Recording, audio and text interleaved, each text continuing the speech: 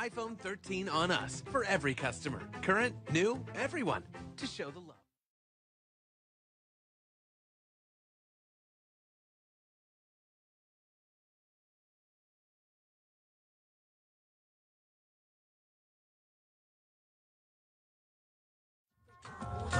Folks, Black Star Network is here.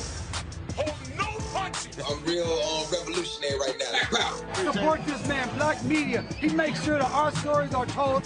Thank you for being the voice of Black America, Roland. Hey, Black, I love y'all. All momentum we have now, we have to keep this going. The video looks phenomenal. See, there's a difference between Black Star Network and Black-owned media and something like CNN. You can't be Black-owned media and be scared. It's time to be smart. Bring your eyeballs home.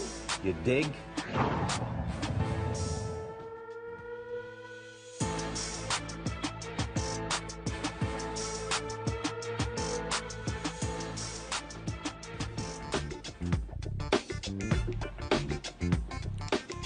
It's Tuesday, July 5th, 2022. I'm Reese Colbert sitting in for Roland today. Here's what's coming up on Roland Martin Unfiltered, streaming live on the Black Star Network. Shocking footage from a deadly police shooting in Ohio. 8 cops shot more than 90 rounds at an unarmed black man running away. Now the family of Jayland Walker is demanding answers. We'll speak with an Akron, Ohio organizer about what has been happening in the city since that day Jayland died. Brittney Griner is speaking out from Russia in a heartfelt letter to the President of the United States. The WNBA Star pleads for the president to get her home. And for our Marketplace segment, we'll speak with 2 entrepreneurs who are making it easy for college students to get beauty supplies. It's time to bring the funk on Roland Martin Unfiltered, streaming live on the Black Star Network. Let's go. He's got it. Whatever the biz, he's on it. Whatever it is, he's got the scoop, the fact, the find. And when it breaks, he's right on time and it's rolling. Best believe he's knowing. Putting it down from sports to news to politics. With entertainment just for kicks, he's rolling. It's on go, roll, y'all. It's Roland Martin, yeah. Rolling with Roland now. He's funk, he's fresh, he's real, the best, you know he's Roland Martin now.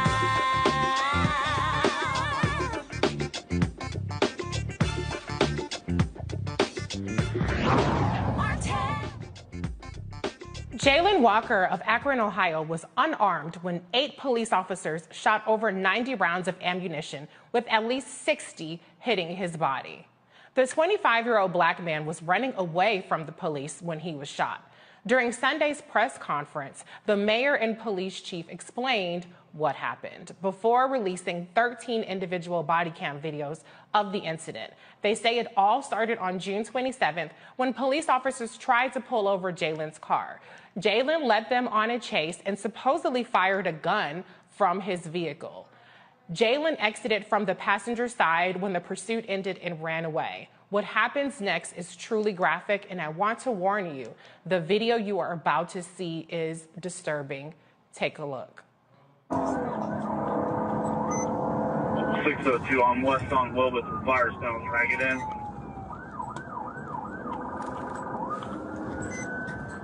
We're still westbound Wilbur. We're passing Evergreen. We're heading towards Maine. Looks like we have some units up ahead at the intersection of Maine.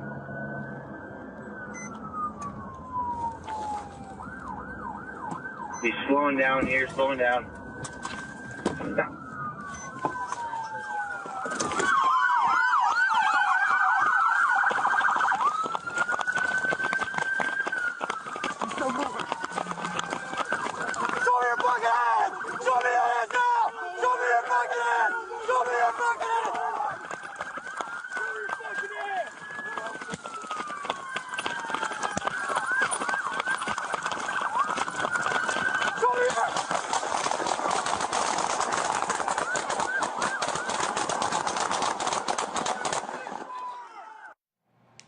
A weapon was recovered in Jayland's vehicle. Ray Green Jr., the executive director of Freedom Block, is joining me now from Akron. Ray, thank you so much for being here. First of all, that footage was beyond disturbing.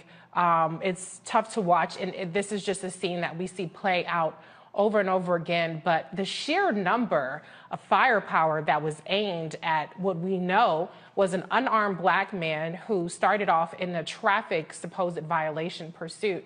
Can you just give me your reaction to the level of force that we saw and give us a sense of what's happening on site where you are? Can you hear me? Yes, we can hear you. Yeah.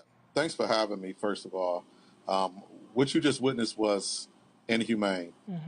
No regard for human life, no regard for the family of that person, no regard for anything other than being able to get away with killing a human being, particularly a black human being, is what we just witnessed.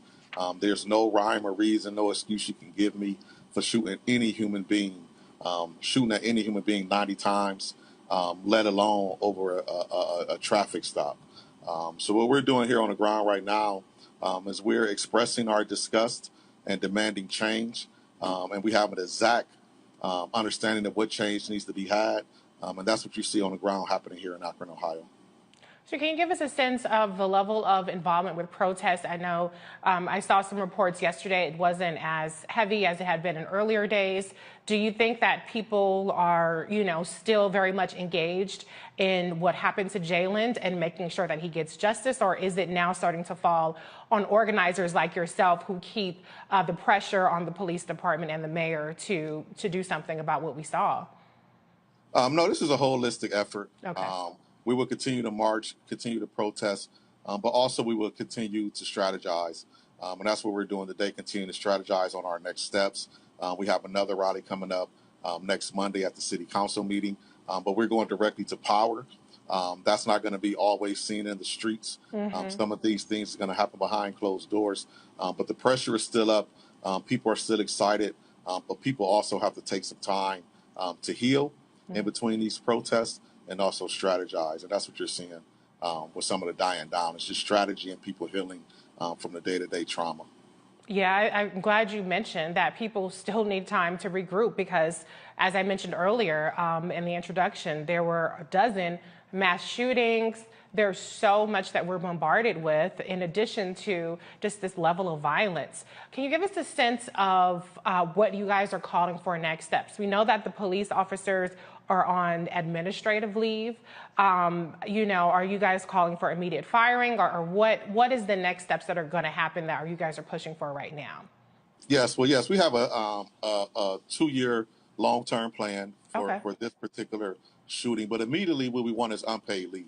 We want these officers on unpaid leave. I shouldn't have to pay for these officers to take a vacation while the investigation happens. We're also asking for the resignation of our public safety director, Charles Brown, who grew up in the force, rose through the rank in the force. So this culture can be directly attributed to him as being a longtime member of this force and now the deputy mayor. And we're asking for the Department of Justice, the FBI, and Homeland Security to do a thorough investigation of this police department and this police culture. Most of you have seen the FBI reports where they have shown and investigated that white supremacist terrorist groups have infiltrated police departments. That's what you've seen on this night that Jayland Walker was killed. You've seen the results of that investigation. Akron, Ohio is part of Summit County. Barberton, Ohio is part of Summit County. In 1920, Summit County had the second largest Ku Klux Klan base, over 400,000 members. And that's what you see in a culmination of in Jayland Walker's killing, is a culmination of 60 years of police infiltration by the Ku Klux Klan. And that's what we're seeing in our politics. That's what we're seeing in our police department. And that's what we're asking for the FBI, the Department of Justice, the Homeland Security to come in and do a thorough investigation. If Charles Brown doesn't resign, he should be terminated. And then we're going to register enough people to vote to have a new mayor next year. And those are the immediate things that we want right now. Those are things that's going to have to change if we're serious about change. We can't change without those things happening. Yeah, I couldn't agree with you more, especially to your point about white supremacy, because when you see how they riddled his body with bullets, that's inhumane. That's not even there's just no recognizing. That's a complete disregard for that. This is a person. This did not start from a bank robbery or a store robbery. This escalated from a so-called traffic stop, and we know driving while black. Let's call it what it is. Yes. Let's call it what it is. This starts from driving while black. Exactly. You've seen the video.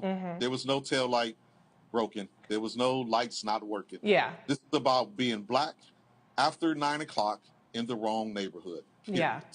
No, absolutely. And so I'm always a little skeptical when the pretext is a traffic violation, because I don't know how traffic violations end in 90 bullets for black people. And meanwhile, you have a mass shooter that gets taken in peacefully.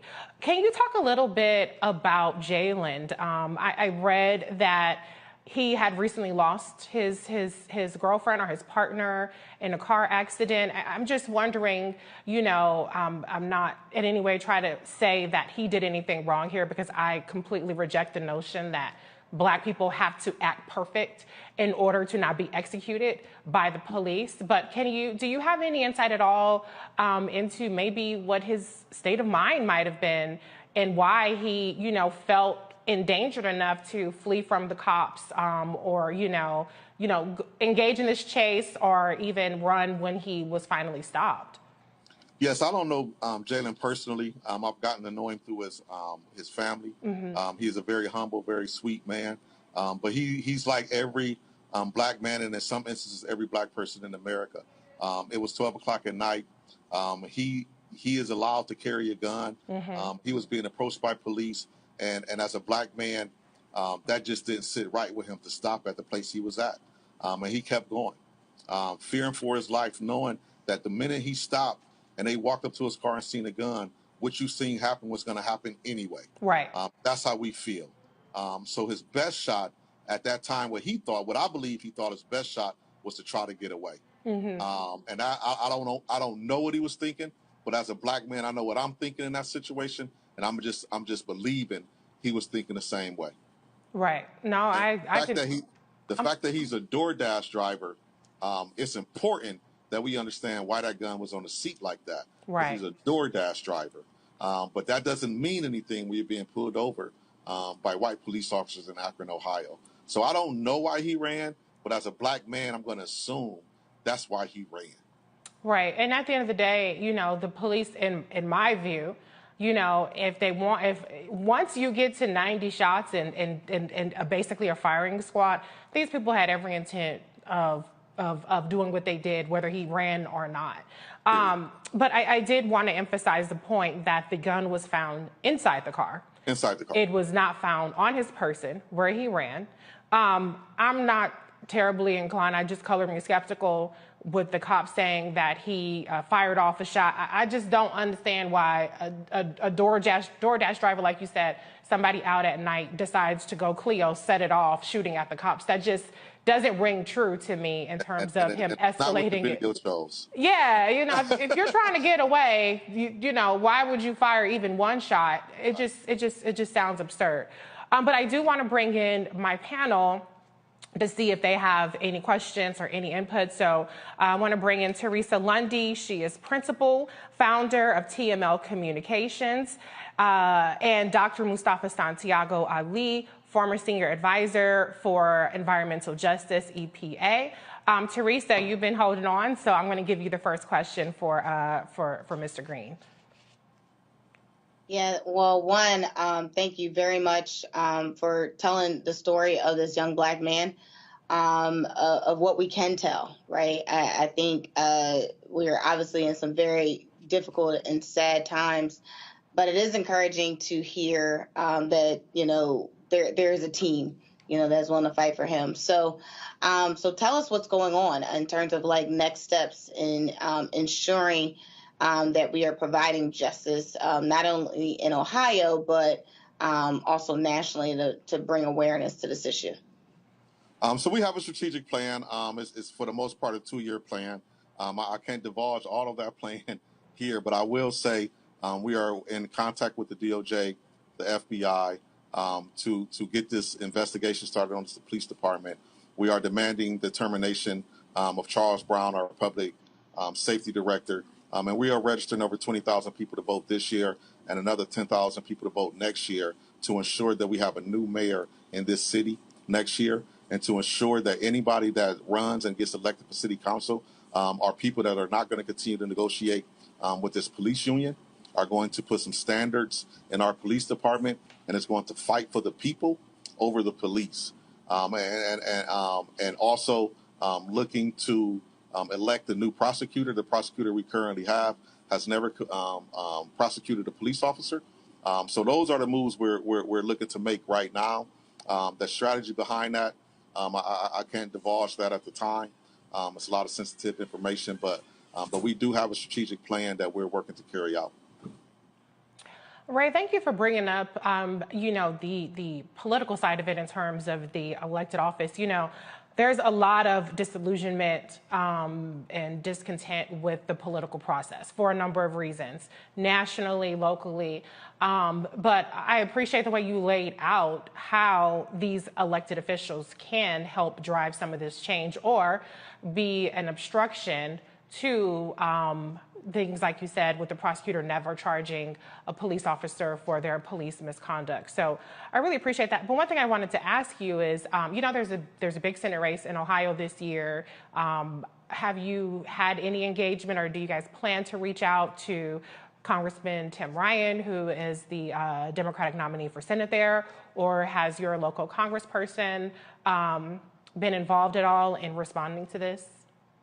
We have been in touch with Senator Brown. He's very much involved and looking at everything that we were asking for. Very much involved is Amelia Sykes and Vernon Sykes, Tavia Golansky. And what we're doing right now is we're gearing up for a huge governor's race and a Senate race this year. And what we're looking at is electing someone who's going to get rid of qualified immunity.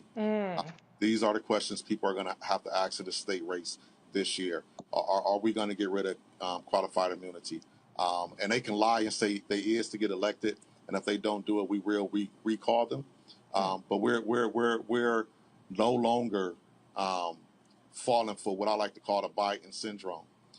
We will recall you. We're going to get you elected, and if you don't do what we do, we will recall you. And that's what we're focused on now, is building a base to back up those words I just said. Okay. Dr. Mustafa, question for Ray. Yes.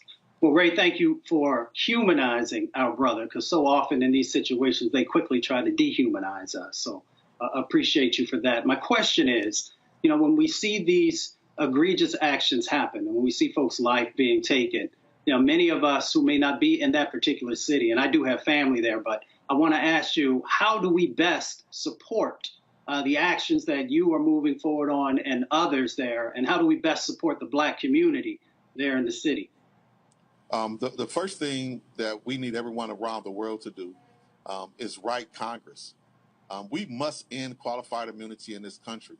And the more states that talk to their state representatives, the better chance we have of getting this federally taken care of. The fact that we are right now in 2022 and the George Floyd Act has not been passed is a problem. We need your help with that, brother. We need everybody that's listening to ensure that the George Floyd Act gets passed. And then we need boots on the ground. We need people to question their state representatives the way I'm talking about, and ensuring that they're going to get rid of qualified immunity. And we need this to make this a holistic thing on an electoral level, countrywide, nationwide, that allows us to be talking the same language to the representatives, to where we're going to elect representatives that has Black people's interests in mind. We know historically that if you take care of Black people, you take care of the rest of the country. And we have to stick to that and carry the same message into these state elections this year, these gubernatorial elections this year, and then some local elections next year, and put pressure on our local to get results at the federal level that allows us to make changes in this country. Such an important point. It's a great call to action, and it's manageable. It's something that everybody can do. It doesn't have to be necessarily, out in the streets with picket signs. You can exercise your voice right into Congress, voting, and things of that nature. I want to bring in Demario Solomon Simmons, civil rights attorney and founder of Justice for Greenwood. Demario, welcome to the show. Do you have a question for Ray? Hey, good to see you, Reese. Good to see you. Yeah, all the panelists and this guest, brother. I appreciate the work that you're doing, and you're right. We must continue to push for qualified immunity to be abolished. I just got a filing right before I got on here from a case where they're asking for qualified immunity. Where you are when you're talking to your federal elected officials and they're talking about getting to restart that discussion about the George Floyd Policing Act. What are you hearing from them? Obviously it passed out the House, it got stalled in the Senate. What are you hearing from them to be able to get this finally passed? That's what I'm hearing. It stalled in the Senate. So we have to build enough base, we have to build enough political power to take over the Senate. We have to put those people that says it stalled in the Senate, we have to put them on blast. What else could you do? What else needs to be done? And then we have to elect different officials in different states to be on that federal level.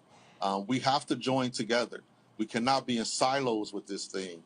If we got to move people, we need to come up with the money to move people that allows us to run somebody else somewhere else and get them elected in that state. We have to be more strategic in what we're doing around this political thing. We understand that states are gerrymandered, particularly Ohio. Most people look at Ohio as a red or purple state. We are not a red or purple state. We are a gerrymandered state. And in order to change that, we must register people to vote like crazy. And then if we must implant people into those communities that are electable, we must also look at that strategy to do that. Yeah, such an important point. I mean, I really appreciate, just the way that you're laying it out for us. I just want to thank you for coming on the show today. Give us an idea of how to support your specific organization and where people can follow you going forward. They can follow us on our website, www.freedomblock.org. They can support us by continuously praying, continuously writing their representatives, continuing to move the needle in the electoral process. Don't give up talking to young people, but you have to talk to them in a way that matters.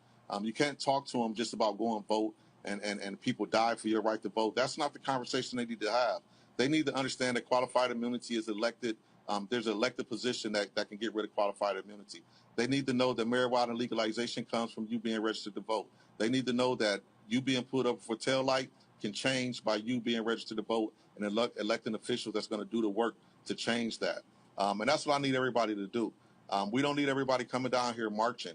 Mm-hmm. We need everybody standing in their towns, talking to their elected officials and changing those local policies that move to state policies that eventually moves to federal policies. And together we could be on the same page doing that. And that's what we need everybody across the country doing. I couldn't agree more. We don't need more platitudes. We need practical, strategic solutions that all of us can take action on. So thank you so much, Mr. Ray Green Jr., for joining us. Before we close up this segment, though, I do want to toss to the family today of Jayland Walker had a press conference. So I just want you all to get an idea of what they have to say on what's happening. First of all, once again, we have to put in perspective and in context why we're here. This is why we're here. This is why the chief spoke today. And this is why I'm speaking to you.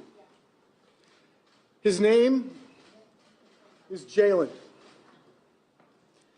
And he's not a monster. He's my client.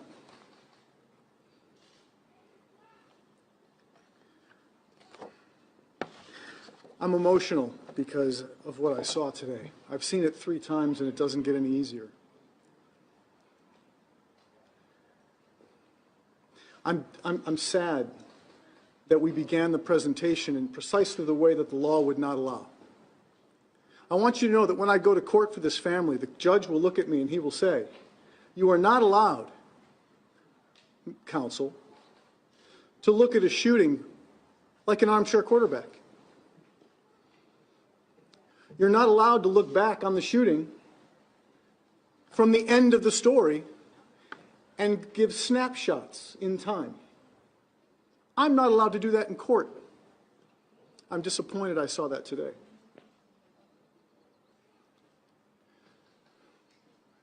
They want to turn him into a masked monster with a gun, and we knew that. But I want to thank the chief for one thing he said. At the time he was shot, more than 90 or 60 or whatever the unbelievable number will be, he was unarmed. A couple days ago, a guy with my skin color held off police, killed a couple, and is in jail today. In a standoff with a long firearm called a rifle.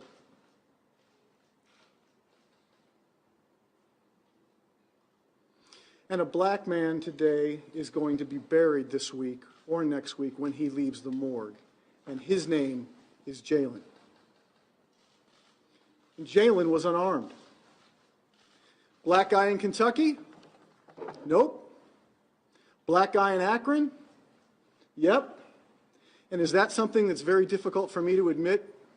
Yes, it is difficult for me to admit. Because I didn't come here to inflame what I fear will be inflamed.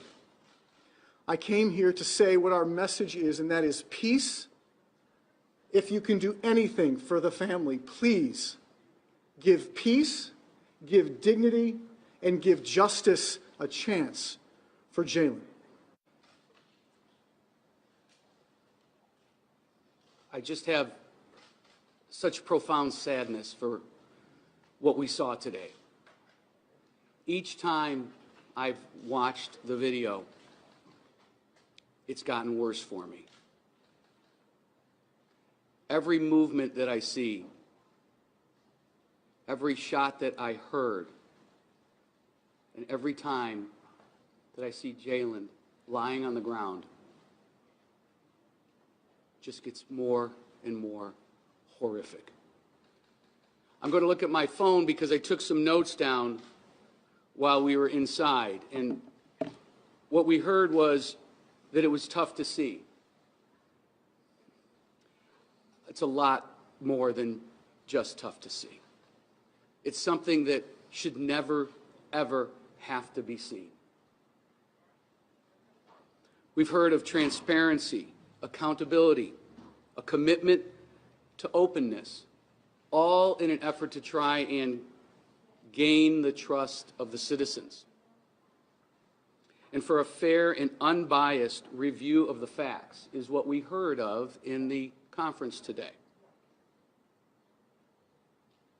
And what was very telling is what we heard Chief Milet say, that the most critical decision that a police officer will make in his or her career is to pull the trigger and then be able to explain why they did what they did, what specific threats were present, and to be able to account for every round that comes out of that gun.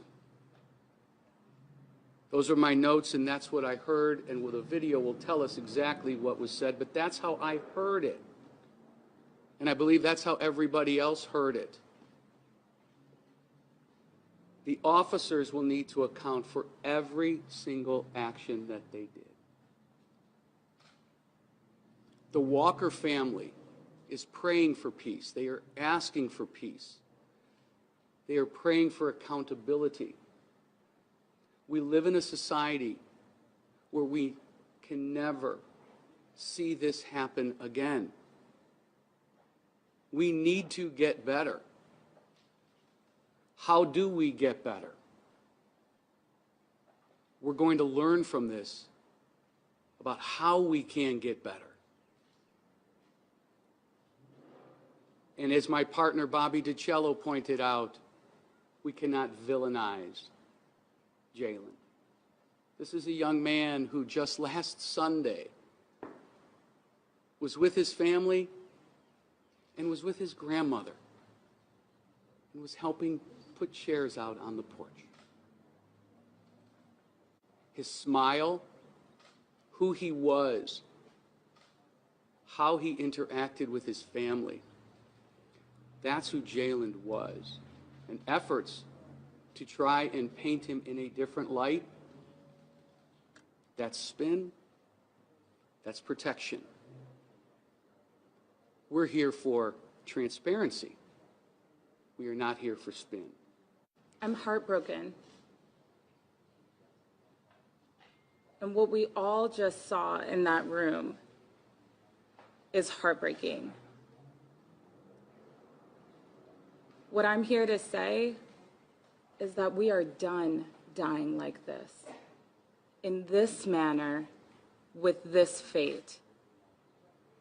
Nobody should ever suffer the fate that Jayland Walker did. Sunday morning, Jayland woke up in his bed, and 24 hours later, he was in a morgue. Jayland was shot more times than I can count. And that is beyond troubling. We are done dying like this. Teresa, your reaction to what we just saw? Well, I'm in disgust right now. It's certainly another sad day here in America. I think there's so much work that has to be done. I think the path moving forward is how do we actually get it done, and start looking at those type of solutions if we can actually get to that point. But obviously I'm here heartbroken, because it's like multiple times, we're having these conversations. It's countless times where we're hearing about these stories, and it just doesn't stop. So my reaction is just really disgrace. It's disgrace and disgust with the system as of this point. But I am encouraged that, we are going to have some leaders. I'm encouraged by, the brother that we just had on here that said, listen, we're going to put our action into power, and we're going to register people to vote. We're going to get out there on these streets. But after we do all that, I'm looking at the existing leadership, and I'm hoping that something can change in the recent. But yeah, I'm disgusted. Yeah. And Mustafa, so much happened just over the course of when we, first are made aware of Jayland Walker's case and before we came on air on this show. But it's important to not let this get lost in the shuffle. I mean, this is about as horrific as what we've seen, but we're just bombarded with so much right now. So, I mean, what is your comment to people who, are kind of treating this like just another day in America?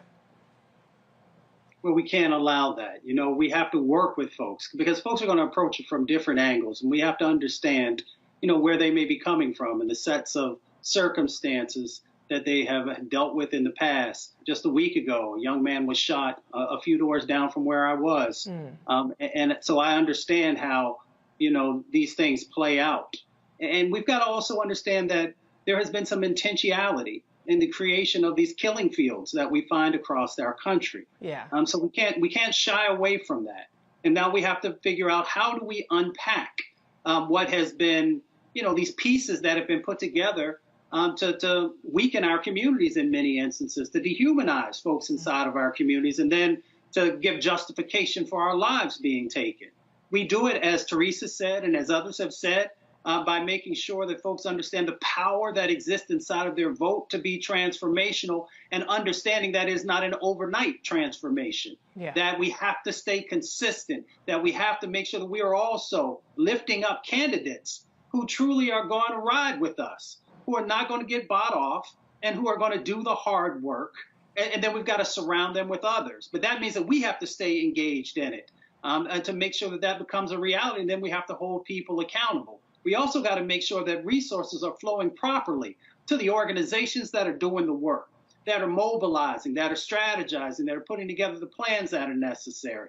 So we got to make sure that that's happening both from our own personal sets of investments, but also from these corporations and others who talk a good game. After our brother George Floyd lost, no, he didn't lose his life was taken. You know, folks stood up there for a second and said, we're going to make investments in these communities. And then when we go back and take an analysis, we see that all the dollars that were supposed to go didn't. So we got to continue to put pressure there as well.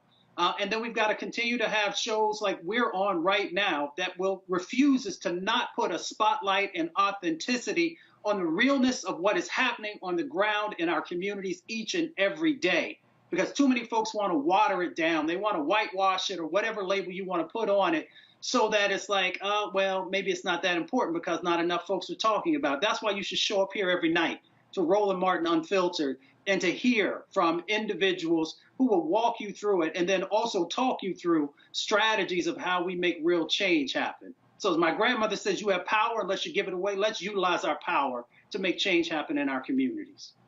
Yeah, and you know, honestly, some people are pushing back so hard on the notion that you have to be strategic, on the fact that you have to constantly stay engaged, even when we continue to see these horrific killings, executions happen over and over again. But what is the alternative? I don't know of any other alternative other than what we've discussed on this program tonight. Demario, I want you to have the last word on what happened with Jayland Walker and your reaction to the video.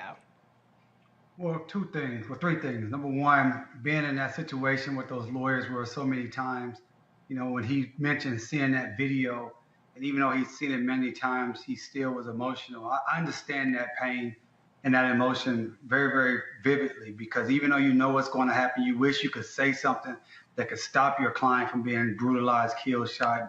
So I really feel for those lawyers. I thought they did an excellent job of presenting their case, and I appreciated the first lawyer's transparency when he said it was difficult for him to say that a white guy with his skin color could shoot and kill officers in Kentucky and be alive, and yet Jayland Walker is shot 60, 70, 80 times, whatever may be the case.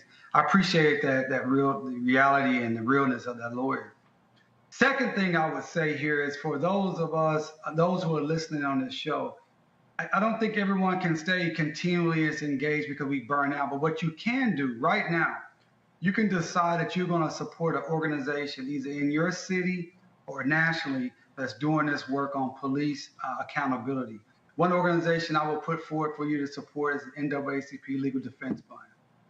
The NAACP Legal Defense Fund has been on the forefront of these type of cases for decades. They bring lawsuits throughout this entire country. I would ask everybody right now, if you can, to at least go to their website and donate, sign up to donate $10, $20, $50 a month.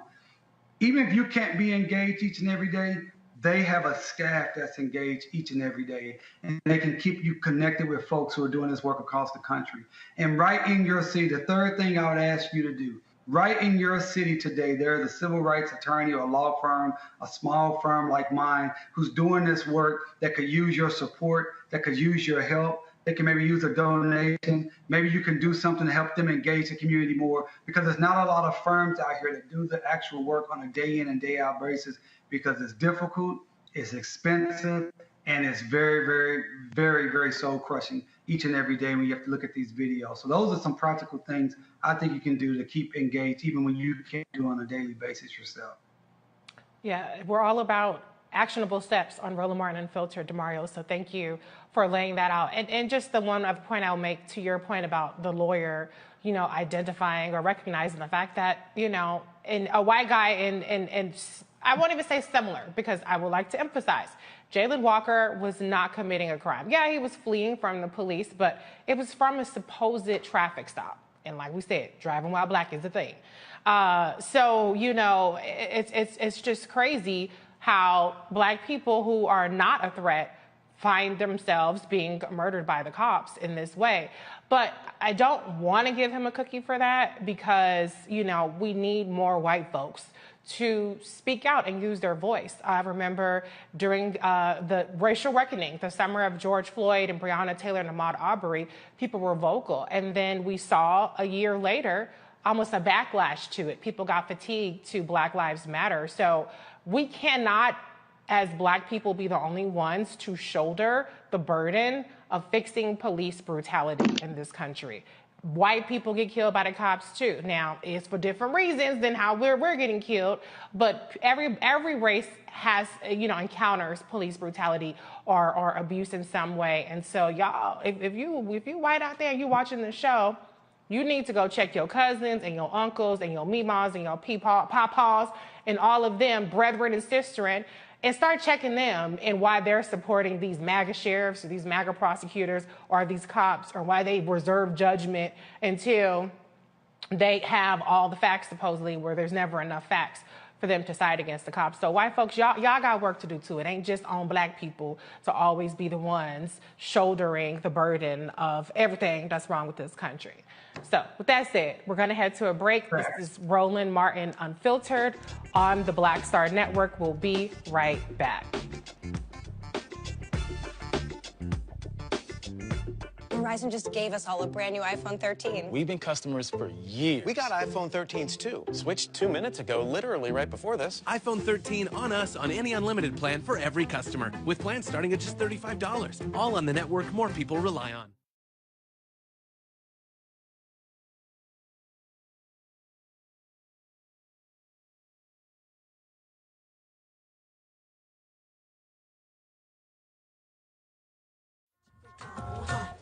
Of course, I looked up to Spike Lee. Of course, who didn't? I mean, he's a genius. But then also, I was this kid from Brooklyn, right? That felt like, you know, give me my damn respect. I made this, you know, this creative art, right? That people are responding.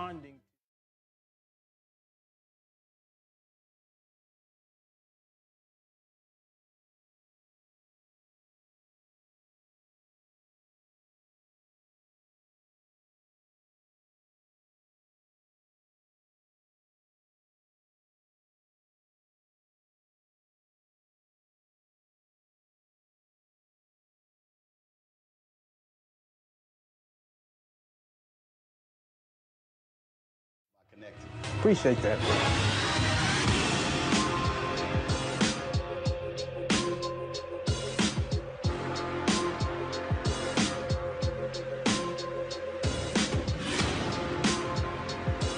Love our new Alexa. It's a Buick.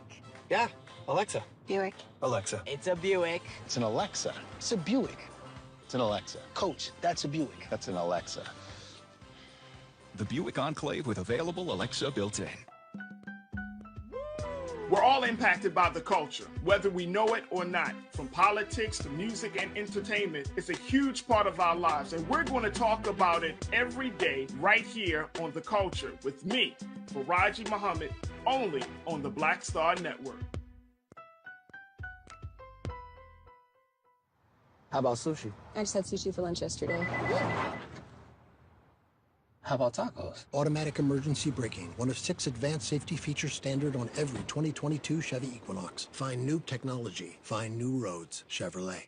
Hey, I'm Donnie Simpson. Hi, I'm Eric Nolan. I'm Shantae Moore. Hi, my name is LaToya Luckett, and you're watching Roland Martin Unfiltered.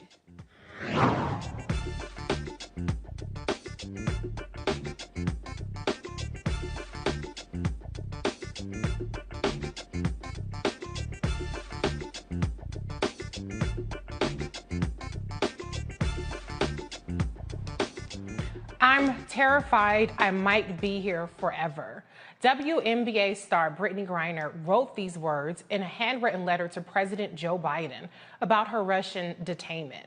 In the letter, Griner writes, "As I sit here in a Russian prison alone with my thoughts and without the protection of my wife, family, friends, Olympic jersey, or any accomplishments, I'm terrified I might be here forever."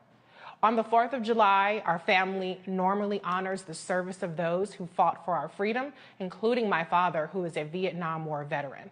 It hurts thinking about how I usually celebrate this day because freedom means something completely different to me this year. I realize you are dealing with so much, but please don't forget about me and the other American detainees. Please do all you can to bring us home. I voted for the first time in 2020, and I voted for you. I believe in you. I still have so much good to do with my freedom that you can help restore. I miss my wife.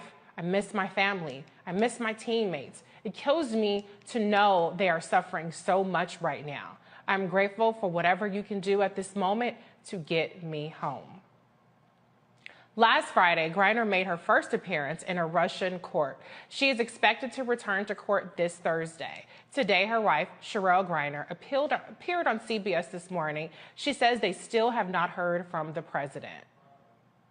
How often do you get to talk to her or communicate with her? Because I know you haven't physically talked to her, right? Correct. I have not physically talked to her. I had the chance about 4.5 months in.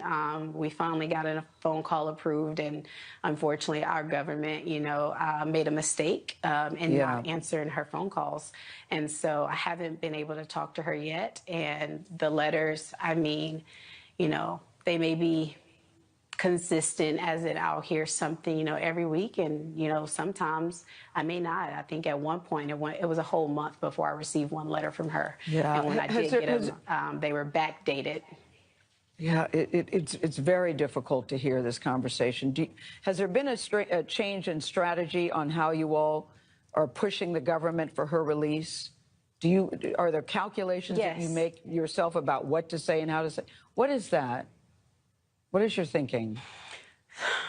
So that's a good question. So everything about this is a calculation for me because I have to walk the fine line of, harm versus help when it comes to my wife right now. So as much as I want to, advocate for her and push for, our government to do everything, I also have to take into account that she's in a position where she could be harmed also. By any and everything I do. And so it's a thin line to walk. And initially, I was told, just we're going to try and reserve, we're going to try and handle this behind scenes and, let's not raise her value and, stay quiet. And, I did that. And respectfully, we're over 140 days at this point. That does not work. And so I will not be quiet anymore. I will find that balance of, harm versus help in pushing our government to do everything that's possible, because being quiet, they are not moving. They are not doing anything. And so my wife is struggling, and we have to help her. Cheryl, a lot of us feel the same way that you do. We all want her home sooner rather than later. Before you go, have you heard from the White House since the letter was delivered to President Biden? In her letter, she says the first time she voted was in 2020, and that vote was for President Biden. Have you heard from him? I still have not heard from him, and honestly, it's very disheartening. All right, Cheryl Griner, thank you so much for your time. We, of course, will stay on this story and would certainly like to talk to you and Brittney together. Thank you so much for your time this morning. At today's White House press briefing, Press Secretary Karine Jean-Pierre acknowledged President Biden received Griner's letter. Final question. Can you talk about the status of the letter that Brittney Griner sent to the president? Has he been briefed on it? Has he even read it? Griner's wife was on television this morning. She really wants to hear from the president. Will he reach out to her in any fashion? So I can say that the president did read the letter. I was there when he read the letter. This is something, Brittney Griner being held in Moscow, we believe the Federation is she's being wrongfully detained. in Moscow at this time. This is an issue that is a priority for this president. As you have heard us say before, he believes that any U.S. national that is held abroad or detained or held hostage abroad, we need to bring back safely, and we are going to use every tool that we possibly can to make that happen. Again, this is a priority for the president. I do want to share that on Saturday, Mrs. Griner spoke with National Security Advisor Jake Sullivan. That is their second call in the past about 10 days that they have spoken. Secretary Blinken also spoke with Mrs. Griner as well recently. I don't have anything else to read out as far as a potential call or meeting with her family, but clearly we believe she is wrongfully detained. We believe she needs to come home. She should be home, as well as Paul Whelan as well, who's being held, and any other U.S. nationals who is being wrongfully detained abroad. Okay. Hi, Corinne. Just to follow up on that, Griner's coach said if this was LeBron, she would be home, right? It's a statement about the value of women. It's a statement about a black person, a statement about the value of a gay person. All of those things we know is true. Do you see this as a double standard? This is a president who has put all of the things that you just laid out, the LGBTQ community, women, people of color. He has fought for those communities throughout his career, and you have seen that in policies that he has put forward. Again, this is a priority for this president. He's doing everything that he can. The White House is closely coordinating as well with the special presidential envoy for hostage affairs, who has met with Brittney's family, her teammates, and her support network. So we are going to continue to have those conversations, and we're going to make sure that she and others get home safely. And just to follow up, since this is a priority for the president, I mean, she's been detained for months now. Her wife told CBS this morning that she still has not heard from Biden, and honestly, it's very disheartening. I know it's a priority, but why has it taken this long, and why has it taken a letter from Griner in jail to reach the president to make this a priority? This has been on top of mind of the president. Like, I was there when he read the letter, and he takes this to heart. He takes this job very seriously, especially when it comes to bringing home U.S. nationals who are wrongfully detained.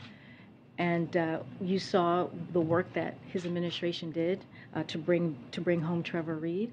That is the same work, the same focus that we did and put behind bringing Trevor Reed home. We're going to do the same with Brittney Griner and others. So again, this is a priority. We are going to make this happen. We have been in constant communications. Secretary Blinken, the special envoy, as I just listed out, and also Jake Sullivan, our national security advisor. We're going to continue to have those conversations, and we're going to continue to make sure we use everything at our disposal to bring her home, and also Paul Whelan and all the others U.S. nationals that are abroad. So that was really illuminating in terms of both the interview from Mrs. Griner, Sherelle Griner, and Karine Jean-Pierre. Teresa, I'm going to start with you. This is a very delicate situation. Even Sherelle mentioned she has to walk this tightrope of harm versus help. And I worry that this may be one of those situations where typically there's political posturing that you can do to appear that you're engaged on the situation. That's kind of off the table here because of Russia's war with Ukraine and the role that the United States is playing there, and obviously Brittney Griner being essentially a political prisoner from Putin. What is your take on the White House's response, and do you think enough is being done? Yeah, I know we're looking, all of us, me as well as looking for an immediate response from the White House, but there are a lot of factors. The United States has engaged with an alliance with Ukraine. And, unfortunately, Brittney is caught up in this weird game of chess. And it's unfortunate because in the past we have saw presidents, do the exchange. It was a bit swift, especially when it came to journalists. I don't want to get into, because Brittney's African-American, she's a woman, she's an athlete. Like, I don't want to get into those criteria, but I want to get into what the response is from the White House, and are they doing enough? And I think to even answer that question, there is just a whole bunch of factors that are currently happening in the country that Putin is absolutely going to use to his disposal to get what he wants done. I think Russia has already proven that they are willing to, hold Brittney captive more than 138 days. I think this is fine time that the family has gone on this media tour to really say, we've waited, more than 60 days. What are we going to do? And I just think it should have came a little bit sooner, but nonetheless, this is where we are.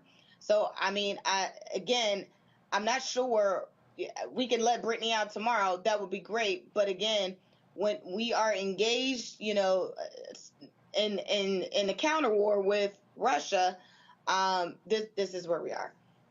Yeah, I mean, I will say, when you hear the Secretary of State, Anthony Blinken, when you hear the National Security Advisor, Jake Sullivan, these are not peons. These are cabinet officials. These are high-ranking officials, as well as there's an interagency response. So it doesn't seem like this is a small deal to the administration. And one other point I do want to point out, because I hear this often, that Trump would have had her out.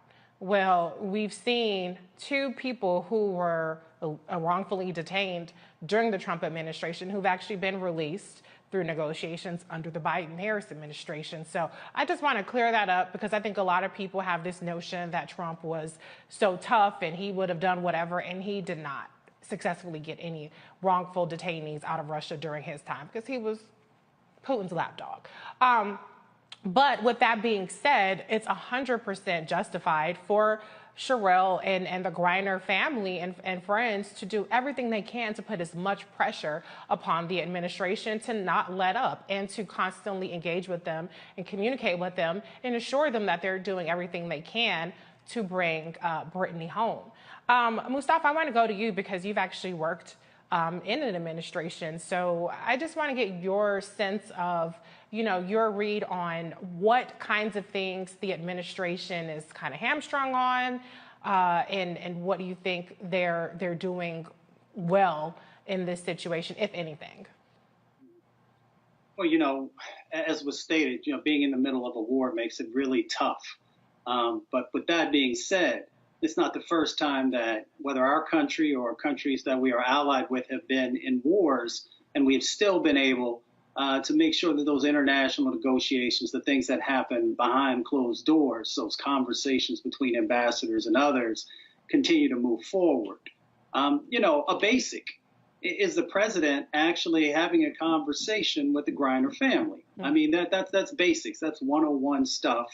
Maybe there's a reason that didn't happen earlier. I've seen other conversations with other families with a lot more immediacy than in this situation. Folks understand you're going to, if you say you're going to do the best you can, then people are going to take you at your word, and they're going to give you the space to be able to do that. But if you don't, then you create these gray areas that make folks really nervous, because they're already dealing with a situation that is unfamiliar to them. Yeah. So do everything you can in your power to help the family to know, one, that you're committed, two, that you're connected, and three, that you'll use all the resources that the United States has to be able to make sure this situation is rectified and she's brought back home safely. Mm-hmm. Again, those are the 1, 2, 3s. When you don't do that, you create these gaps that are unnecessary. The other thing is, there are some talented people who are part of the negotiations right now. But, I'm a student of history. I know many of other people are. We remember when Jesse Jackson was actually able to go in and get hostages freed. So maybe we need some folks who have those types of skills to also be a part of the negotiations if they are not. And again, I want to give grace and space, because there are so many things that happen that we're not privy to in these types of situations. But, we can bring her home. I sure hope and I pray that she makes it back home very, very soon. Yeah. To your point, Bill Richardson actually has been retained by the Griner family to help with the negotiations, and he successfully got the return of Otto, I don't know if I'm saying his name right, Rombier, and other hostages, whether that's from North Korea and other hostile nations. And so with him on the case, I mean, that's a pretty effective hostage negotiator, as well as, you know, the folks in the administration that are working it. But to another point about Biden meeting with the family, it's interesting because in a recent release, person who's released, I believe it was Paul Reland, his family protested outside of the White House. And that afternoon, Biden granted an audience with them. So pressure works to get this face time. You know, at some point, perhaps the administration will make the calculation that, you know, not elevating Griner's importance in the eyes of Putin is not as big of a priority than it is to assure the Griner family that they're really working on it. So, I mean, it's a tough call to make, but, you know, when a family is hurting and they're concerned and they're asking for it, I'm more along the lines of saying, you know, you got to take that risk. At least do it privately, you know, even if you say, look, this is off the record, nobody can know about this, at least she doesn't have to go out and plead publicly for a meeting. DeMario, I do want to go to you about on the topic of the fact that she is a black woman. Now, we've seen white men detained wrongfully in Russia as well. So we know that Putin is an opportunist when it comes to Americans in general. But to the point that's been made by many people over the months, if this were something like LeBron James or anybody else, the entire country and actually the world would be galvanizing around getting her home, the same way we saw people galvanize around the world when the UCLA basketball players were detained in China, and they had actually, you know, kind of wreck some shit up. So, you know, I think that I'm not convinced that this is an issue in terms of the administration's response and their priority level in responding to this. I take Karine Jean-Pierre at her word, especially when I hear Jake Sullivan and Blinken and others are involved. But I think as a society, it's a little bit too kind of shoulder shrugging going on. And I've even seen some people like, well, she knew that she was breaking the law. She knew she shouldn't have been doing that, and really excusing it, even though if she weren't wrongfully detained, if she were treated like anybody else, she would have gotten a ticket. I want people to understand that. With the amount of hash oil she was found with, it would have been a ticket. It would have been a fine, and she would have not been facing jail time under any other circumstances. So the blame game on that needs to stop. That's just flat out not true. But DeMario, what is your reaction to just what we all could be doing to help putting pressure on not just Biden, but Putin, for him to understand that this, you know, reflects poorly on him as well?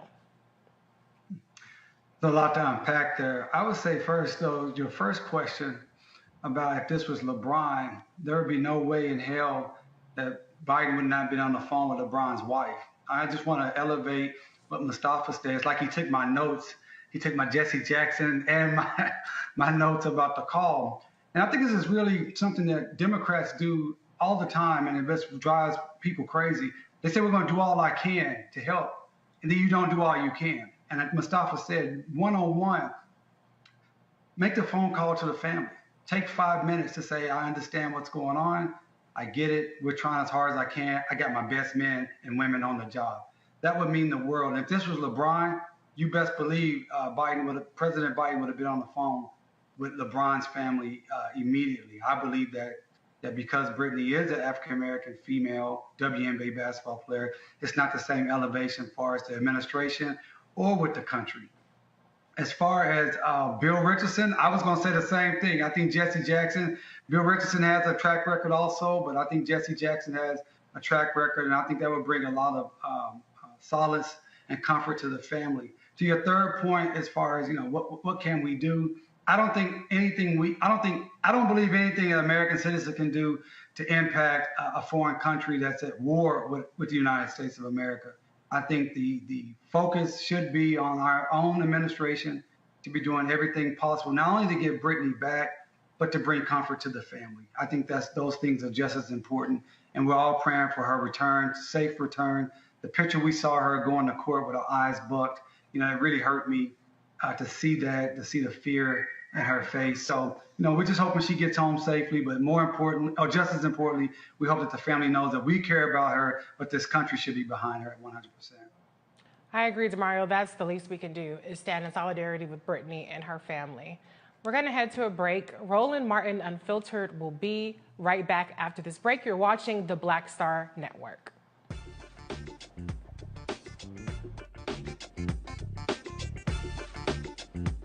Verizon just gave us all a brand new iPhone 13. We've been customers for years. I thought new phones were for new customers. We got iPhone 13s too, switched to Verizon 2 minutes ago. Ours were busted, and we still got a shiny new one. Check it out. So wait, everybody gets the same great deal? I think that's the point. iPhone 13 on us for every customer. Current, new, everyone. On any unlimited plan, starting at just $35. All on the network more people rely on. Love our new Alexa. It's a Buick. Yeah, Alexa. Buick. Alexa. It's a Buick. It's an Alexa. It's a Buick. It's an Alexa. Coach, that's a Buick. That's an Alexa. The Buick Enclave with available Alexa built-in. Hi, I'm Dr. Jackie Hood Martin, and I have a question for you. Ever feel as if your life is teetering and the weight and pressure of the world is consistently on your shoulders? Well, let me tell you, living a balanced life isn't easy. Join me each Tuesday on Black Star Network for A Balanced Life with Dr. Jackie. We'll laugh together, cry together, pull ourselves together, and cheer each other on. So join me for new shows each Tuesday on Black Star Network, A Balanced Life with Dr. Jackie.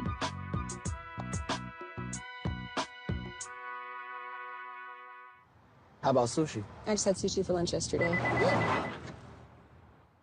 How about tacos? Automatic emergency braking, one of 6 advanced safety features standard on every 2022 Chevy Equinox. Find new technology. Find new roads. Chevrolet. Pull up a chair. Take your seat.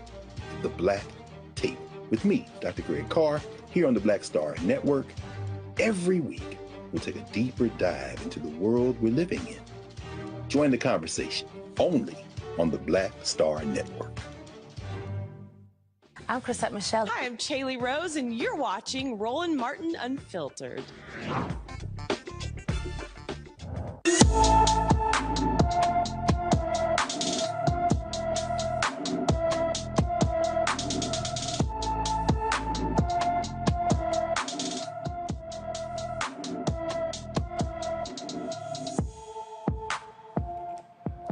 Aaron A.J. Hayes Jr. from Lakewood, Washington, has been missing since July 1st, 2022. A.J. is 16 years old, approximately 5 feet 8 inches tall, weighs 150 pounds, with black hair and brown eyes. Anyone with information about Aaron A.J. Hayes Jr. is urged to call the Lakewood, Washington Police Department at 253-287-4455. 4th of July shootings. Over the 4th of July weekend, more than a dozen mass shootings took place. According to the Gun Violence Archive, at least 15 people died and over 90 were injured due to the weekend's mass shootings. The most high-profile mass shooting took place in Highland Park, Illinois. On Monday morning, suspected shooter Robert E. Cremo III is accused of unloading a barrage of bullets on parade goers from a business rooftop, killing 7 people and injuring 47 people. Cremo was taken into custody unharmed late Monday evening after a brief chase. He's now been charged with 7 counts of murder. In Pennsylvania, 2 officers were injured at Philadelphia's 4th of July celebration. Deputy John Foster, at age 44, was shot in the shoulder, and Officer Sergio Diggs, 36, was grazed across the forehead by a bullet that they later found lodged in his cap. Sources believe the shooter fired in front of the Philadelphia Museum of Art, behind the main stage on Eakins Oval. The gunman is still at large, and the shooting circumstances remain under investigation. Philadelphia police is offering a $20,000 reward for anyone with any information about the shooter. Okay. I think I can go to the panel on this because I just feel like we have to at least briefly talk about the fact that Robert E. Cremo Jr. was apprehended alive after killing, at the time it was 6 people, injuring dozens of people, fleeing the scene, and the cops said, do me a favor and put your hands up. Demario, your reaction to the circumstances surrounding Robert E. Cremo's arrest? You know, it just shows that, man, in this country, white people, even when they're murderers, have more rights than the average black person. And I see it every single day. I've never looked at any of my cases where people have been brutalized, shot, killed, maimed by the police, and heard them say things like, please do me a favor.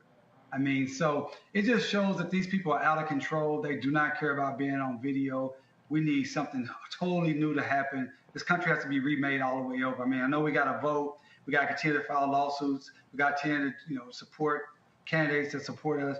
But at the end of the day, we need a whole new constitution. We need a whole new society, because this society is full of guns, full of racism, full of hatred. You see this stuff over and over, and it just infuriates you. I mean, this guy killed people at a parade in a white town, and he still goes home, still goes to jail with just a mugshot. And it gives these white people like this individual, it gives them more courage to continue to carry out these attacks, because they know, look, I'm not going to be killed. I can get away with this. I can kill a bunch of people and still go to jail. It's ridiculous. Yeah. You know, it's interesting, Teresa. Now, these pictures have circulated that I've seen of Cremo with MAGA paraphernalia. He had Trump supporting paraphernalia. He actually ran for mayor as a Republican previously. And so it's quite interesting how quiet Republicans have been on one of their own engaging in mass murder of the citizens of his town. What's your reaction to that? I'm actually not surprised. You know, the whole MAGA movement has been a more terrifying and treacherous experience that I think many of us have experienced, either listening to the rhetoric if we're nearby, living in that county or city where they're doing their next rally, but also just seeing the abuse that is happening on social media, you know, and the terrorizing that cyber bullying has been happening. You know, we can, blame social media. And to an extent, I do blame, some of these platforms who allow some of this hate to happen without, restrictions or regards to how another person feels, because it's, quote, freedom of speech. But the impact of some of these things that these individuals are saying, making fake accounts, and, the person who has a fake account is probably a CEO at a company that is paying the employee, so these are definitely challenging times. And I think, as we look at, some opportunities to look at what unity and hope and prosperity actually looks like, my brother Demario said we need to rebuild the country. I don't know if we need to rebuild it, but we need a refresh. And some of that refreshing does make a difference in as we seek to find those type of solutions. Again, I love this country, and I think part of it is because we have checks and balances.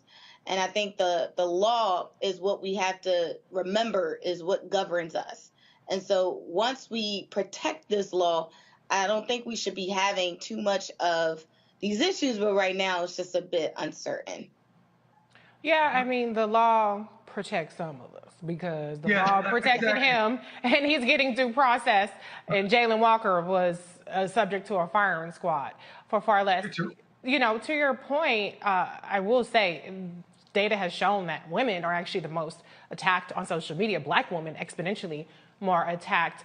But there's a radicalization of white teens, white boys specifically. We saw this with the Buffalo mass shooter, who was younger than this guy, but 21, still kind of in that phase where these younger, white guys are out there getting radicalized online.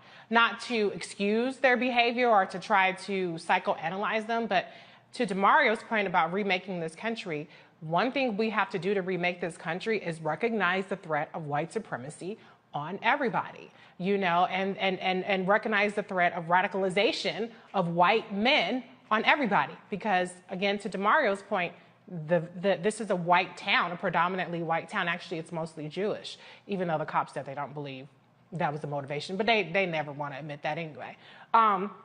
But we're seeing, you know, in many cases, it's not just, you know, black people that are subjected to this violence, but a lot of white people are victims of these mass shootings. So we have to start to take this seriously. And one of the things that can be done is the Senate could pass the domestic terrorism extremism, you know, the anti-domestic bill that the House passed on the heels of the Buffalo massacre. And so just the one other thing I did want to bring up is, it was interesting the way that they talked about how he was able to get away from this. I mean, he dressed up as a woman. He had a disguise. He had been planning this for weeks, and he left a trail of things of clues or posts, and we've kind of seen this even with the Uvalde case with the shooter there, where there were clues, Teresa, to your point, online about something in the milk ain't clean, something is a little off with some of these people. So they got to start taking this seriously. They got to start taking this seriously because it's a danger to everybody. But Jamario, the last comment on this, the cop said that he purchased these guns illegally. And so we need gun control, right? I mean, it's not just, Illinois has strict gun laws, but it's easy to purchase guns in neighboring states. But even as strict as the gun laws are in Illinois, he still had legal firearms. So what's your reaction to the fact that these were not illegal high-capacity guns that he had to inflict this amount of damage very quickly? I mean, it's why I say, again, we have to remake this country, because this country, we have to be honest, it is a violent, white supremacist country. Mm-hmm. That is the founding of the country, that is inbred into the Constitution, is inbred into the culture, the popular culture, everything. And so I'm not surprised that he got the guns legally. I'm a gun owner. I own 4 guns. I'm here in Oklahoma. I like to shoot guns. I do believe we should have, sensible gun laws. But more important than that, we need to have a new sensible belief in life. This guy will probably also say he was quote unquote pro-life, because they want to control the bodies of women, but they don't mind their biggest death penalty. They love shooting other folks. This MAGA and Republican death cult is what it is. And we have to be honest. And we need our leaders to be honest and stop saying things like, this is not the American way. This is not who we are.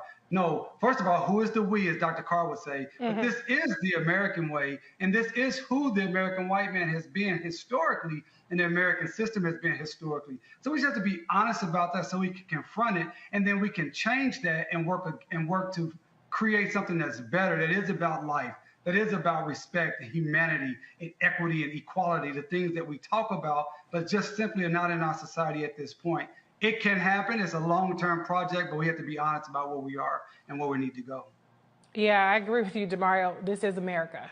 And we've seen the spectrum of America. America was Americaning, okay, this weekend, between seeing what happened with Jayland Walker to seeing a dozen mass shootings, but also what happened with Robert E. Crimo III. I don't know how much more Americana we can get this week. I mean, what happened in Philadelphia, you saw the video of the fireworks going off in the background and everybody running from gunshots. That was the most American thing you could ever see in the world. Right. Well, and Juneteenth, I was in D.C. And they had the Mochella. And when I was at dinner with my husband, the whole time we saw multiple people rushing, these kind of stampedes of people being scared. And later on that evening, 4 people were shot, including a 15-year-old was killed. And so this is just an issue. I'm glad you brought up Philadelphia again. We have to deal with the gun violence in this country. And we're only talking about the important stories, the mass shootings, the large gatherings that are targeted, not the everyday gun violence that we see where you have a mother walking her child who's murdered, domestic violence. And there's so many violent parts of our society that people shrug off all the time. So Speaking of violence, that's not a good segue, but in Texas, the Uvalde Schools District's police chief resigns from his position on the city council just weeks after being sworn in. The resignation comes after allegations that he dropped the ball in response to the mass shootings at Robb Elementary School that left 19 students and 2 teachers dead. Chief Pete Arredondo told the Uvalde Leader News Friday that his resignation is the best decision for Uvalde. He was elected to the District 3 Council position on May 7th and sworn in on May 31st.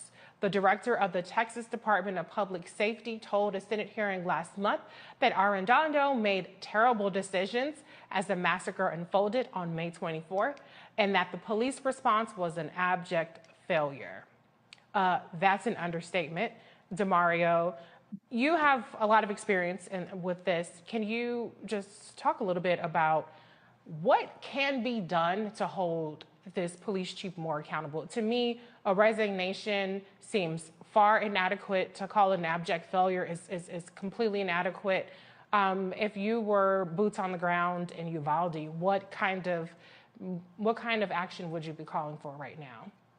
Well, a couple of things here that's important to understand. Number one, he's just resigning from the city council. Right. He's not resigning from his job as the chief of police, where he had the abject failure, where he failed and because of his inaction, a dozen more children were murdered and more people were shot. And that is a tragedy in of itself that he could keep his police job.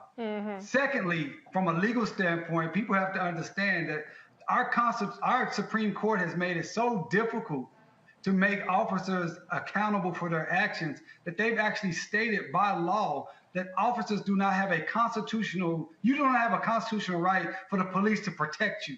So it's going to be very difficult to bring constitutional claims for his abject failure, for his cowardness, for his inaction to sit there and allow these children to be slaughtered because he was a coward and he didn't go with the training that he's received to go in and stop that particular shooter.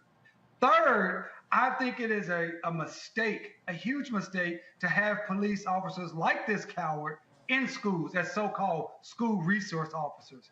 We know that these schools, particularly with black kids and brown kids, they are going to be more subjected to police violence, and they do not, I'm going to repeat it, they do not make the kids safer. Not only did this coward not do his job, we saw this happen down in Florida where another police officer sat there and allowed kids to be slaughtered.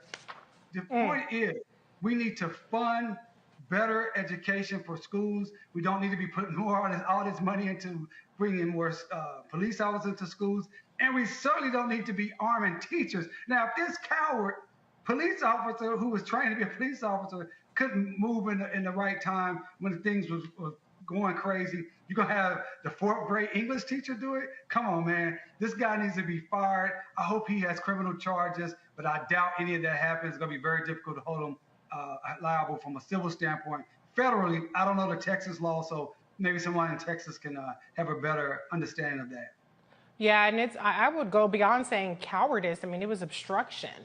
They stopped other officers like the border police, if you're to believe the reports, which, they might be spinning it to make themselves look like they were trying to do more than they were. You had something? Yeah, I mean, you're right on point. I definitely agree with what my sister Teresa had to say. But this was such a great example of the propaganda that we see. When this first happened, all they wanted to do was come out and talk about how great the cops did. Now, 18 kids are dead. Yeah. All they want to do is talk about how great the cops did. But as the truth has come out, you haven't seen any of those politicians, Ted Cruz, Greg Abbott, the lieutenant governor that cussed out Beto O'Rourke, none of them has come out to say, we were wrong. These officers were wrong. These officers were cowards. It is so interesting to see how this works time and time again. And the thing that burns me up out of everything is this little bitty old town spending over 60% of their budget on these police officers, and they failed them miserably. Abject failure, and like you said, Reese, complete obstructions, keeping parents from going in to get their kids. Yeah, I mean, parents were handcuffed and violated, and it's beyond disgusting. And yet, I don't think that as a country or even locally, people are learning that cops ain't really there to necessarily thwart crime. They're not doing what they're supposed to do. Teresa, I'm going to bring you in on this next one. In Georgia, an Atlanta grand jury investigating former President Donald Trump's attempts to overturn the 2020 election subpoenaed a handful of key Trump allies, including his former attorney Rudy Giuliani and South Carolina's Senator Lindsey Graham. According to the court filings, the subpoenas also cover a handful of Trump's other former legal advisors, including John Eastman, Jenna Ellis, Cleta Mitchell, and Kenneth Chesebro. Fulton County District Attorney Fani Willis is leading the investigation into Trump's actions in Georgia. Several state officials have already been subpoenaed and have appeared before the special grand jury. Now, we got to be quick on this, Teresa, but I think this is good news, and I wonder if the judge approving this was at all swayed by the January 6th commission hearings.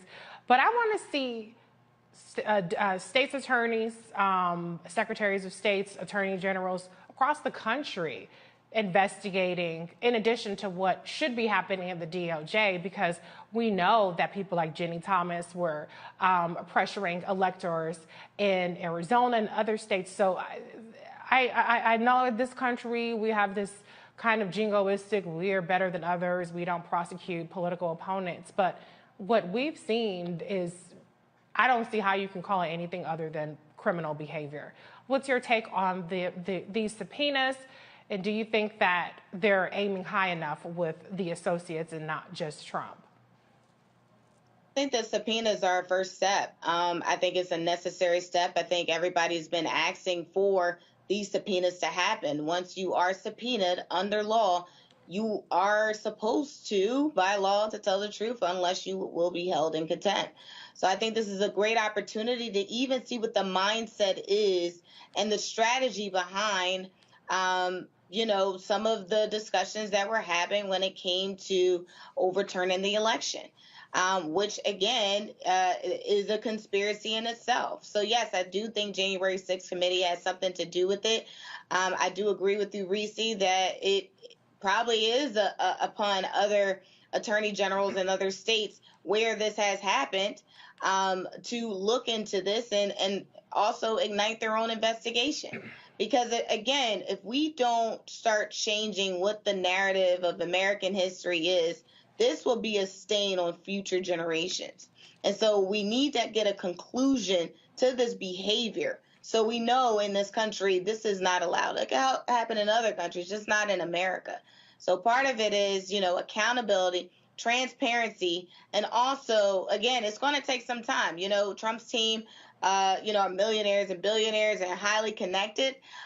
So, again, we have to rely on not only the rule of law, but also, I'd probably say, actually, in this case, we are relying on the rule of law, but also democracy in itself. I think that's really what's on trial here. So it's not going to happen overnight, but it is happening, and it is the first step. Yeah, well, we know that they scammed $250 million out of people, so they have a lot of money for these legal defenses. I just hope that, there's a lot of stuff happening or a little bit of stuff happening in various places, but I hope this doesn't turn into a Mueller situation where some peon gets a slap on the wrist charge and none of the power players really get held accountable for this coup that we saw. And this was a test run, because now what they're doing is they're attempting to install people that are just going to disregard the law. And the Supreme Court is going to be reviewing a case in the next term that basically has the potential ramifications of allowing state legislatures, and now we know a lot of state legislatures are controlled by Republicans, to overturn the will of the people or have omnipotent power of gerrymandering and other things that are voter suppression activities. So we'll have to see what happens with that. But Roland Martin Unfiltered will be right back, right here on the Black Star Network. iPhone 13 on us for every customer. Current, new, everyone. To show the love. How about sushi? I just had sushi for lunch yesterday. How about tacos? Automatic emergency braking, one of 6 advanced safety features standard on every 2022 Chevy Equinox. Find new technology. Find new roads. Chevrolet. Of course, I looked up to Spike Lee. Of course, who didn't? I mean, he's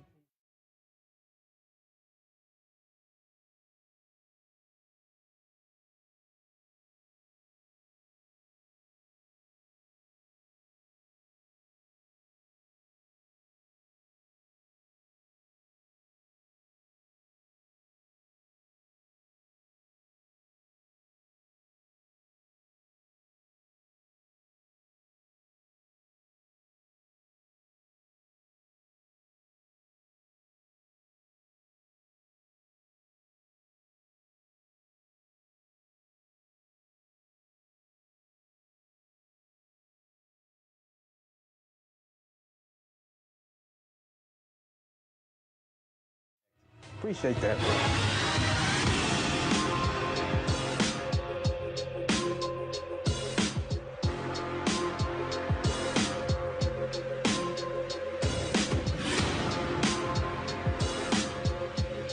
Love our new Alexa. It's a Buick.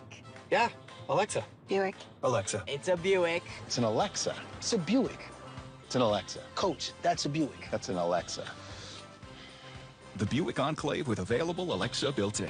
I'm Deborah Owens, America's Wealth Coach. And on the next Get Wealthy, what do the ultra wealthy know that most of us don't?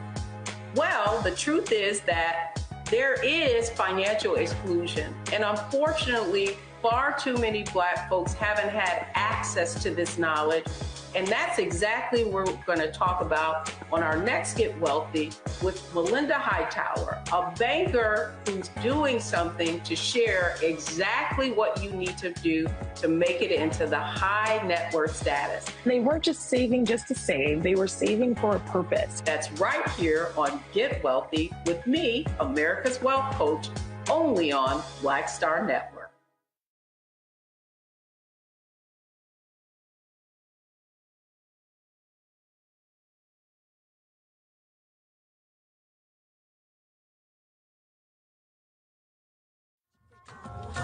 What's going on? This is Tobias Trevelyan. Hey, I'm Amber Stevens-West. Yo, what up, y'all? This is Jay Ellis, and you're watching Roland Martin Unfiltered.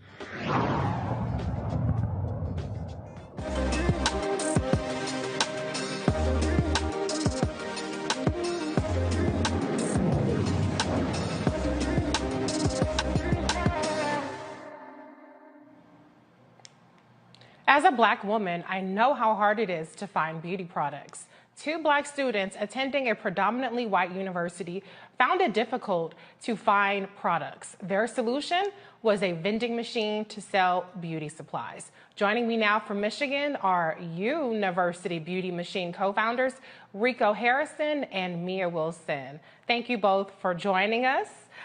Rico, tell us a little bit about how this came about. Yeah, so Mia and we were Black students at the University of Michigan, and we experienced a lot of, we saw we weren't represented in the university, I had a tough time on getting waves, specifically because I couldn't find a do-rag, and that, and I feel like Mia, she felt the same way, and we basically came together and we saw that many other freshmen didn't have rides 20 or 30 minutes away to go get products, so we made that step. Okay, and Mia, your hair is gorgeous. So obviously you're using these products in this vending machine. Tell us a little bit about the business behind it. How did you procure the vending machine? How did you determine to set the prices? How did you procure the products, select the products that you're going to be selling? Like, how did you guys come up with that? Was it a lengthy process, or just give us a little bit more insight into that. We've been working on the University Beauty Machine for about 2 years now, and we were lucky enough to be able to have access to resources for entrepreneurship and things like that from an organization on campus called Optimize. And with that organization, they helped us kind of like build our business from the ground up. and gave us access to a lot of resources, such as like, how to connect with your stakeholders, how to make sure that you're making a profit from what you're doing and things like that. So just after going through some of those webinars and workshops with Optimize, we were able to, sit down, make a game plan, find vendors that we would put in the vending machine, and then determine, what the price would be for them by, asking students and giving surveys to see, how much would you pay for this item in this vending machine, considering, the convenience, the accessibility of it, and then how far you have to go if you didn't have the vending machine on campus. So we really, we were lucky enough to have access to the community of students and have access to our stakeholders to kind of like have those conversations with them, so we can make sure that in every aspect of the business it was for them and make sure that we were serving them in the best way possible. So just doing that helped us a lot in, figuring out what products to put in there, what the price points would be, and everything like that. Yeah, it sounds like you guys did your research, which is so important, and it's inspirational for those out there to utilize resources, but to do their homework and make sure that they're hitting all of the right notes in terms of price, audience, and things of that nature. But it also sounds like you guys are very community-oriented in terms of not trying to price gouge, because, I mean, to Rico's point, if there's a 20-minute distance to get these products, that kind of creates an opportunity for somebody to be predatory. But you guys went the other route, which I applaud you for. Rico, what has been the response to the vending machine so far? How successful has it been? Is this something you guys are planning on duplicating in maybe other campuses? Yeah, it's been great. One thing about, not having the supplies that make you feel good and make you feel comfortable in your skin is that, it can affect confidence. Mm-hmm. And we've had many students talk to us about, feeling more comfortable in their shoes while they're at a university where they are the minority, So we've seen that. We have gotten a ton of the alumni who say, we wish we had that when we were students there. There have been quite a few schools who have reached out that want us to come and bring a machine there. Yeah. This is the need all across the United States. So yeah. Absolutely. And, for Black people, our hair is our crown. And when we don't have what we can, and we don't feel popping. You know what I'm saying? There's something missing. I don't know if I saw some edge control up in there, but I did see some weave glue. I saw some do-rags. So y'all look like y'all got the right products in there for the community that you're looking at. I'm going to bring in the panel on this. Teresa, do you have a question for Rico or Mia? Yes, I do have a question. And one, I am very excited. I went to a predominantly white institution myself. Thankfully, it was in the African-American neighborhood, so I went to our corner store. But I think your idea is phenomenal. And so my question to you is, just start thinking about that strategic plan to go to other universities. But we here in Philadelphia, we do have something similar, but it's actually in supermarkets. So not sure if that's another lane you guys are thinking about, but it has been reliable, especially if you guys have a market and it's not close to a beauty supply store. Just a little tidbit that we have one here. It's working, it's operational, it's doing phenomenal. But that may be your next step if you're interested. Thank you. Mia, I have a question because I'm just curious, what are you guys' background in terms of your major? Are you business backgrounds, or is this something that you have an interest in addition to maybe what you're majoring in school? Yeah, so I graduated from the University of Michigan in 2021 with a communications and media major with a specific focus in sales and marketing. And then my minor is crime and justice. And more recently, I just started business school at the Ross School of Business at the University of Michigan. So now I'm adding on that business layer, with an actual degree. And outside of that, a few years back, about 4 years ago, I started a business called My Sister's Hair Extensions. And from there, I was kind of like in the beauty industry, selling hair extensions and different products for women of color. So that's kind of how I got inside of the beauty industry and how I've kind of, how me and Rico thought of this idea, 2 years ago. Well, the beauty industry is billions of dollars, so I love to see Black folks making money off of what we do, because this wasn't cheap either. Rico, same question to you. What's your educational background in terms of your major or degree? So I graduated a month ago. I was a pre-med student. I just applied to medical school maybe 4 days ago. But during school, I played on the basketball team. I was a walk-on and basically just did a school in basketball, and my coach, Coach Howard. I would always see him at the barbershop, and it was always like a 30-minute drive. And and I would say we talked a lot about not having the products we eat on campus. So I would say having those talks with my teammates and him kind of got my head thinking. Yeah. Well, clearly you both have range, like Black people often do, especially students. We don't have to be pigeonholed and have a specific degree in order to be a successful entrepreneur. So congratulations to you both on your graduations and your future plans. DeMario, I'm going to give you the last question on this. I don't have a question. I just want to say I'm real proud of these beautiful, powerfully smart young people, young African Americans. I'm inspired by your foresight, your ingenuity, your innovation. And that's what's up, man. Just keep doing this, keep making this happen. I like what Teresa said to you. I think this is a market everywhere. I mean, I went to University of Oklahoma. I was a walk-on football player before I earned a scholarship down there, brother. So I feel you there. Hey, this is needed all over the United States of America. So keep doing it, man. With so much crazy going on, so much negativity, this was just really a story that made me smile and made me happy. I'm really glad I got to meet both of you. Thank you so much. Really appreciate that. I'm really glad we're able to talk to you today. Well, thank you both for being here. Before you go, I want you to tell us how we can follow you in your journey. You can.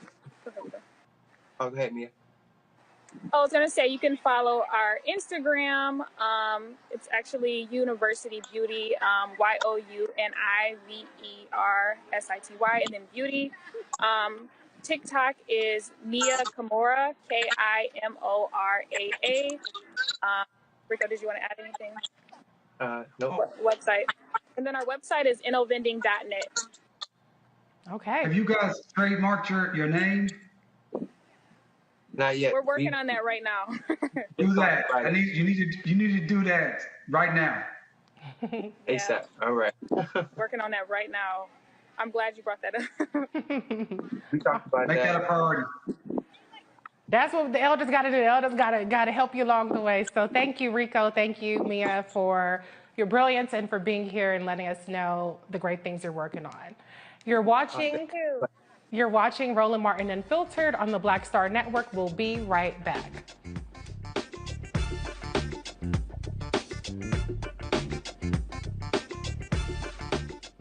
Love our new Alexa. It's a Buick. Yeah, Alexa. Buick. Alexa. It's a Buick. It's an Alexa. It's a Buick.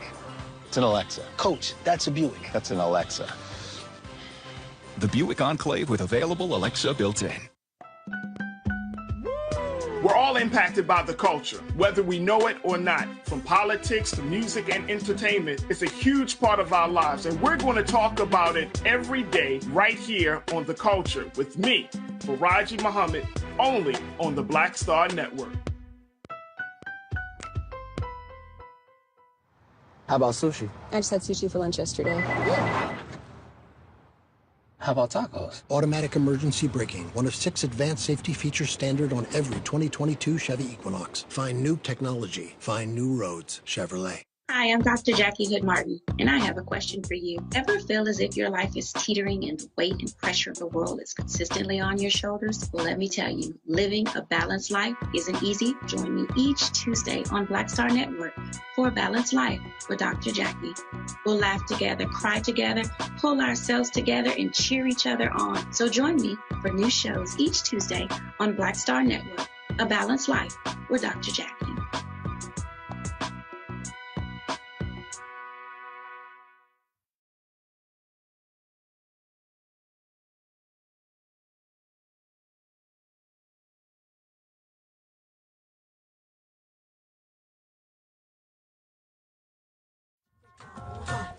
I'm Dion Cole, and you're watching Roland Martin Unfiltered.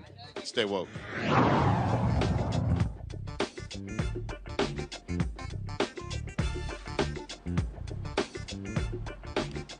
Before we go, we want to take a moment and give our Bring the Funk fan club an update on our rural mobile driver, Deshaun Smith, who was returning from New Orleans. Earlier today, he was in an accident an hour outside of Birmingham. Rural mobile is totaled.